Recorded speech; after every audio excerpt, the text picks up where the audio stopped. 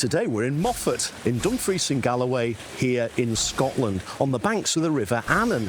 This is another absolutely gorgeous Scottish town, absolutely festooned with shops, bars, restaurants, cafes, hotels, and of course, fish and chip shops. A lot of people come here for the walking in the fabulous hills surrounding the town. To be honest, we're here today for the town centre and those fish and chip shops. Shall we go and have a look round Moffat?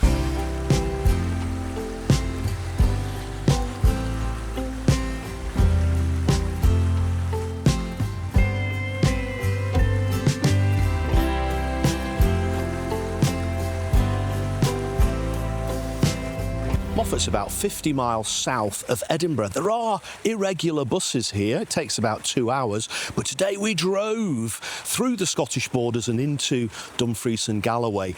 And the views on the way down were absolutely spectacular, except for the clouds and the rain. The road we drove down into Moffat follows the Annan Valley, or Annandale as it's better known. And it's absolutely spectacular, but it's so high up, it is often shrouded in cloud and rain. If you can get there on a fabulous summer's day, or at least a clear day, the views go on for miles and they're absolutely spectacular. We parked the car here at Station Park, right on the banks of the river. This is a lovely, quiet, pleasant little place to have a wander around before we head into town.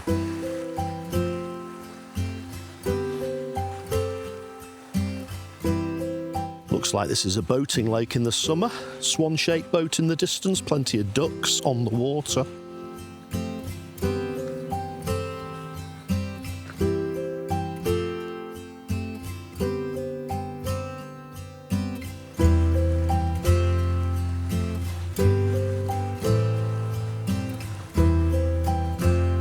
Station Park effectively is where the station used to be, back in the days when there was a railway station here. Now, I didn't think any of the railway buildings survived, but this one has definitely got an air of railway about it, don't you think?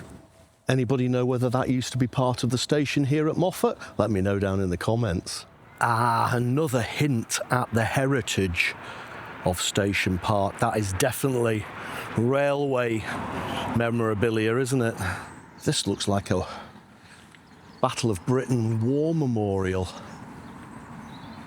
Never in the field of human conflict was so much owed by so many to so few. And this was the Air Chief Marshal, born in Moffat. What a pleasant little park this is. I bet this gets very busy in the summer. This town centre map shows how much has been crammed into such a small space. Restaurants, cafes, hotels, B&Bs, police, churches, takeaways, theatre, museum. Let's head into Moffat town centre.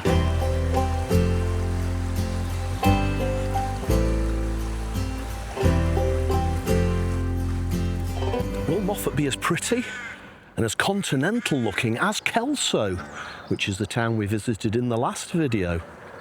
That will take some beating. Moffat Mill with shopping and a restaurant. I think we'll see a statue of that ram later on as we head up to the high street. The first thing that's catching my attention is a pub called the Black Bull Inn. I should have been keeping a tally, shouldn't I? I'm pretty sure that every town we visited recently has a Black Bull Inn in it. Step inside. Britain's top 21 cosiest pubs with rooms. Yeah, I do like the look of this. Plenty of places to sit outside, and here are the rooms in separate buildings.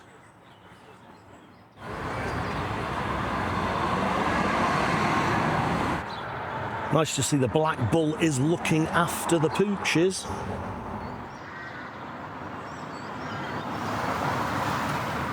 There's a Moffat Museum next to the Black Bull, but it's closed until April. I'm always stunned by some of the architecture in these lovely Scottish towns. I mean, just look at the turret on that fabulous building. Now, is all that part of the same hotel? You've got the Coachman bar there and the Buccleuch Arms Hotel, established in 1760.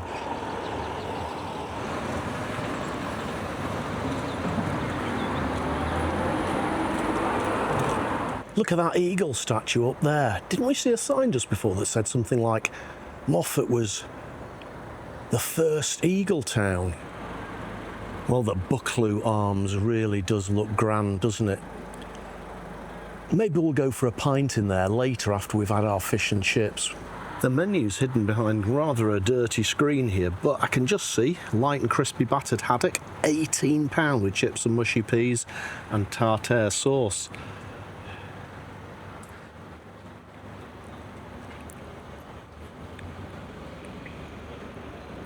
Oh, the Star Hotel. We need to go and have a look at that. The Star Hotel is actually in the Guinness Book of World Records. And its claim to fame? It's actually the narrowest hotel anywhere in the entire world. It's only 20 feet wide. But that 20 feet packs a lot of internal space. There are 8 rooms and 2 bars. Well, we might have a better chance at reading this menu. What have we got? The famous Star Hotel lunch menu. Star Classics. Crispy beer-battered cod, $14.95. Cheaper than the Buccleuch. Oh, those tiny miniature daffodils are really cute, aren't they? I love that little clock tower. And this street down here looks very cute. I'm getting York Shambles vibes from this.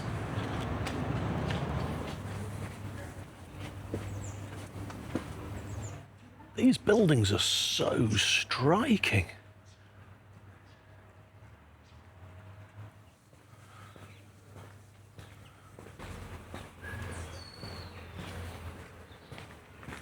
That cute street has led us to this fabulous model Spitfire, which sort of explains a little bit more about that Battle of Britain memorial we saw earlier. What remarkable aircraft Spitfires were. Absolutely incredible. Another statue of the Air Chief Marshal.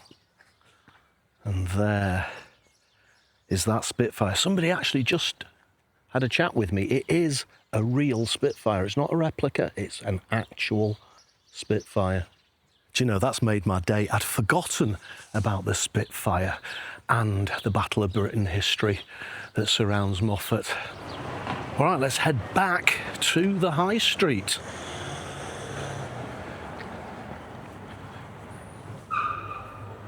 Oh, that cute little building with the clock tower is actually a butcher's shop, and here is Moffat's First and Second World War memorial.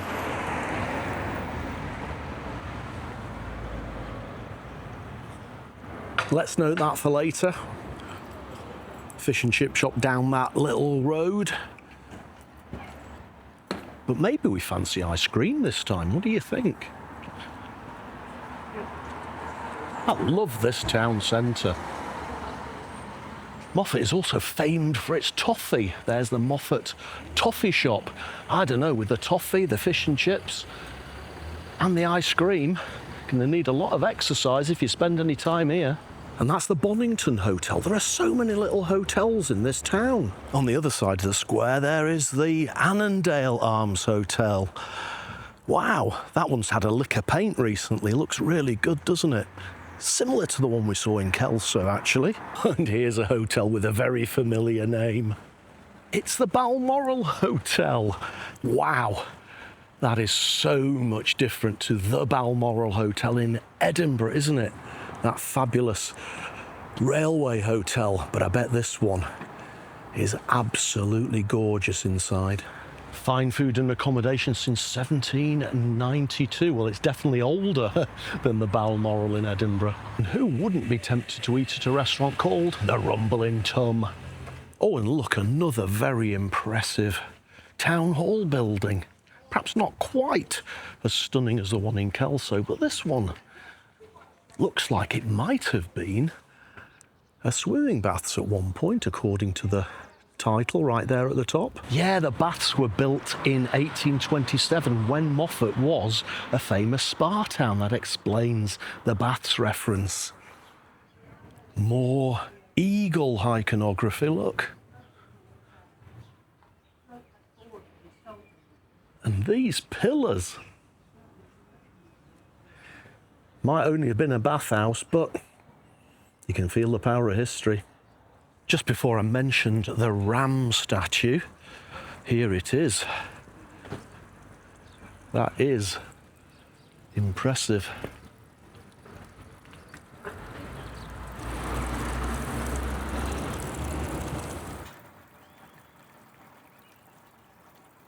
Well, its official title is the Colvin Fountain, but more generally known as the Moffat Ram statue. It was built in 1875 by William Colvin to commemorate the woolen trade here in Moffat. Moffat House, yet another hotel. That looks rather grand as well, doesn't it? And here's the menu. Let's have a check and see. Breaded place fillet, 18 quid. Well, that definitely looks like a nice place to stay, doesn't it? All this talk of fish and chips is giving me a little bit of a yawning feeling in my tummy. I think we're going to have to eat soon. And as if by magic, another chip shop. Also pizzas and kebabs. This one is closed, though. I'm starting to lose track of how many hotels there are in Moffat. The Stag Hotel. Is that 6 now, or is it 7?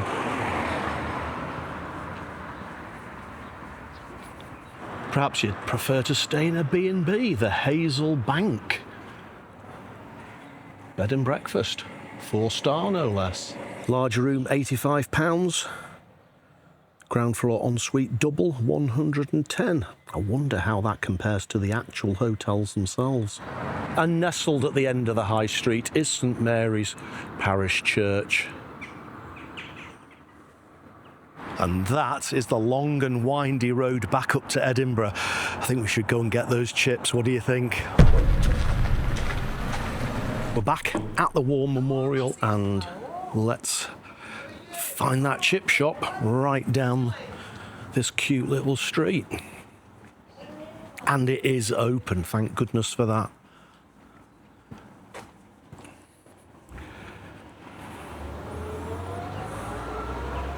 Oh, we've got our bag of swag, but I did have an unexpected problem. Let's go and cop a squat in the town square and I'll tell you what the problem was.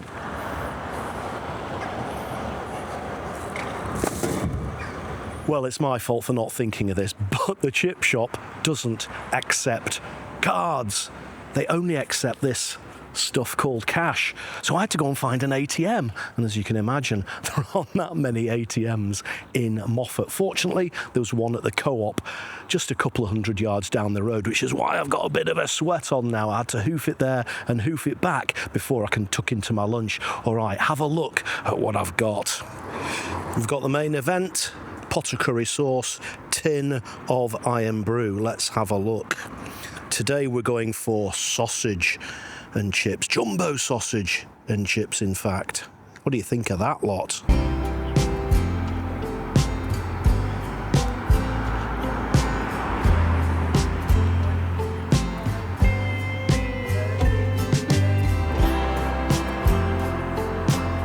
All that for the princely sum of £9.60. That's not bad. Let's tuck in and see what it tastes like. Chip first. Naked first, no curry sauce.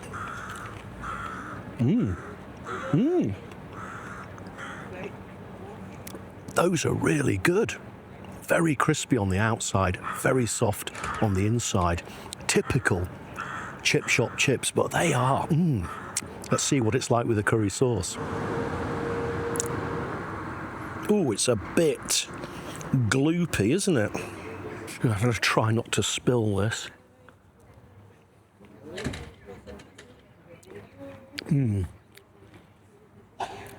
Very fruity, probably too fruity, and I'm not getting much spice.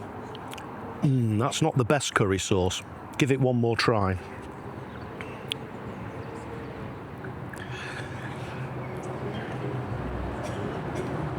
Not enough spice. You know, there's no way that this diddy little fork is going to be able to take that sausage on. Please excuse my fingers. Be a little bit skimpy on the batter.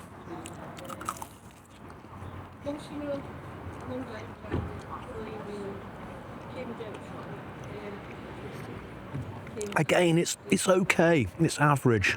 The chips are definitely the highlight of this meal. That is a catering sausage with batter on it. Let's see if the curry sauce improves upon it. I'll see you soon, you chicken.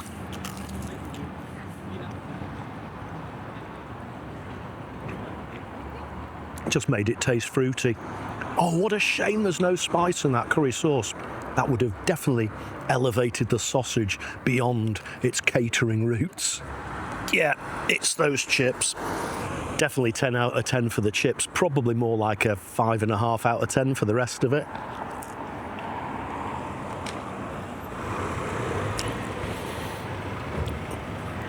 And you can never go wrong with Irn-Bru, can you? Cheers, here's to you.